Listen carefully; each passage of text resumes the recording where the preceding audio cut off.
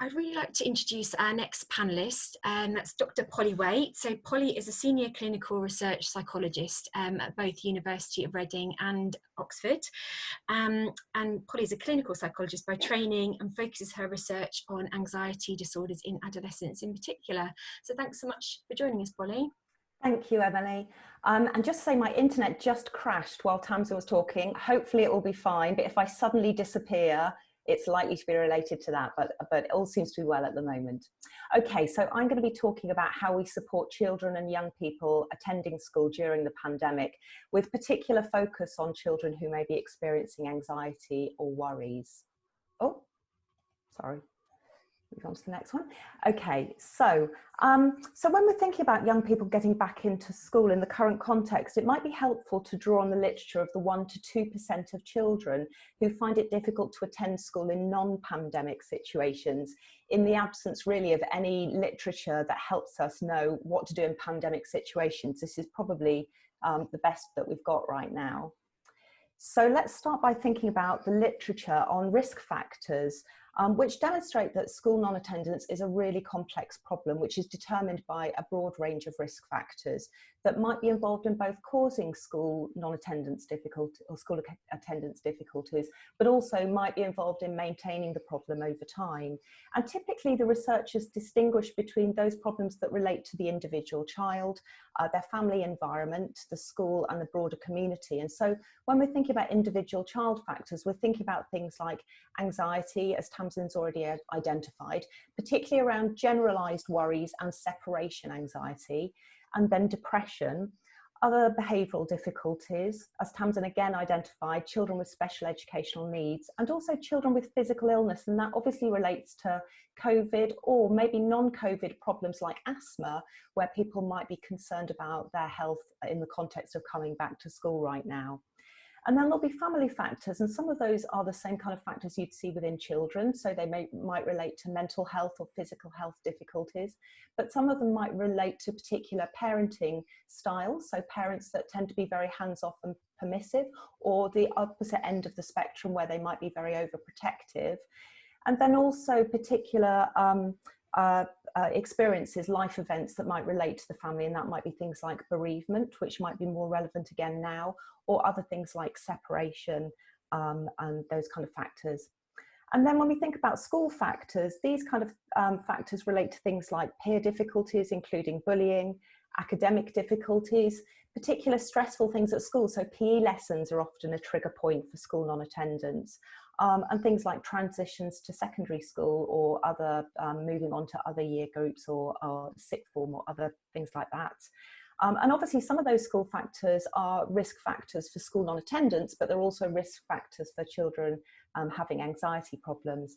And then finally, there are community factors, and these relate to things like feeling under pressure to achieve academically, or it might be things like a lack of resources, like CAMS or difficulty accessing help. And of course, I've presented them separately, but the reality is it's likely to be a complex interaction that may well change over time. And what's also interesting to be aware of is that although all of these factors appear to be important, there's some evidence that school staff in particular put quite a lot of emphasis on individual, family or peer factors as being more important than those that relate to the school environment. So it's particularly important to think about all the different factors that might be involved here. So if we are looking at what we should do with children that have difficulties attending school, there was a recent review in 2015 by Maynard, the references on the slide you can see, and actually, interestingly, identified only 8 studies of what we should do in terms of intervention. The majority of those studies involved cognitive behaviour therapy, or CBT. So that's changing the way the young person thinks, changing what they do in order to break that vicious cycle of non-attendance. And interestingly, the components of treatment for school non-attendance are really very similar to the components of treatment that you'd see for an anxiety based intervention. So it's about helping the child become less anxious by doing things like facing their fears and testing out things that they're scared of, typically in a kind of graduated way that's done at a way that feels manageable for the child, sort of building up into more and more challenging situations. For children that have social anxiety, it might involve things like social skills training. And then the real push is to kind of take action rather than spend too much time in your head dwelling on problems. And where there are real life problems, so for example, where a child might be struggling with schoolwork or struggling with friendships, it's about problem solving and finding ways to deal with them. And what we also know from this literature is the importance of involving both the child, the school and the parent, and that combination is really, really important.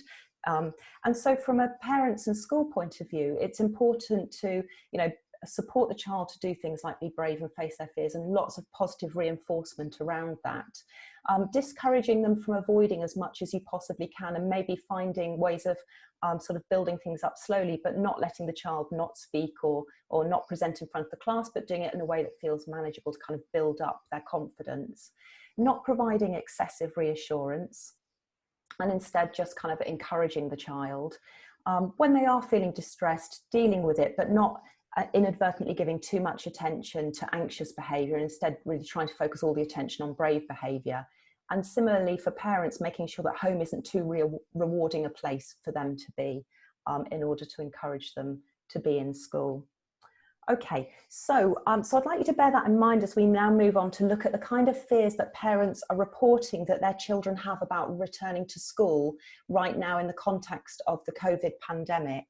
And so we've been collecting data through our Co-Space study, which is an online study in the UK.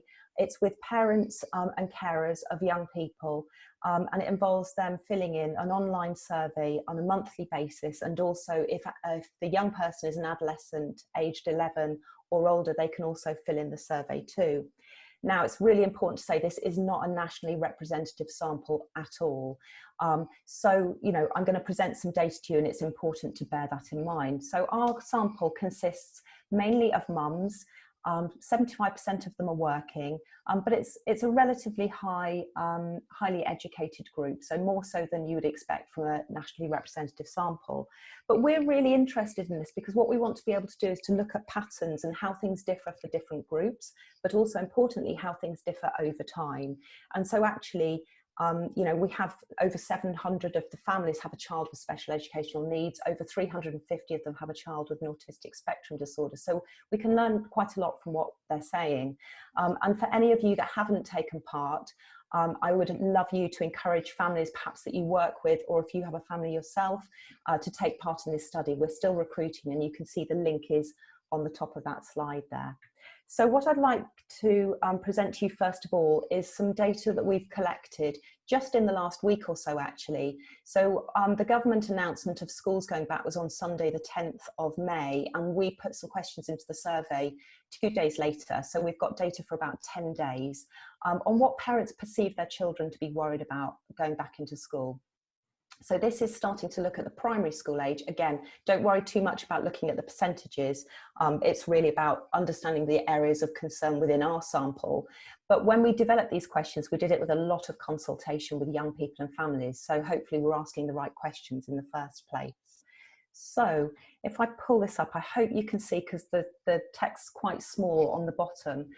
So these aren't all the responses, but they're the seven responses that parents are reporting their children are most concerned about. So the top one is about going back to school and things being different and uncertain. And then that's followed by concerns about the enjoyable bits of school not going to happen. So things like, maybe you're looking forward to the Leavers disco, there was a school trip that was planned, there was the school play, all the fun bits, being able to play sports or other activities. So there are real worries about school just being really boring and work focused, and all the exciting bits not being there. There are worries about friendships, and these feature on 2 of the bars. So actually one is about not being back at school with your close friends, and then there's another one at the end which is about friendships changing while you've been away from school. And then there are worries sort of related to that about how you socially distance with your friends, and being able to hug them and play with them in the way that you might normally. And then our younger children appear to be more worried about being away from home now that they've been at home with their families and their pets and everyone for a couple of months. and also worrying about the transition to either a new class, a new group, or a new school. So although we can't report on our year sixes directly, it's likely that some of the parents are reflecting the worries that they might have about transitioning up to secondary school, and the way that that might occur. Okay, so let's now move on to the secondary school data. This is a much smaller group. We've got at the moment more parents of younger children. So these parents are reporting on their 12 to 16-year-olds.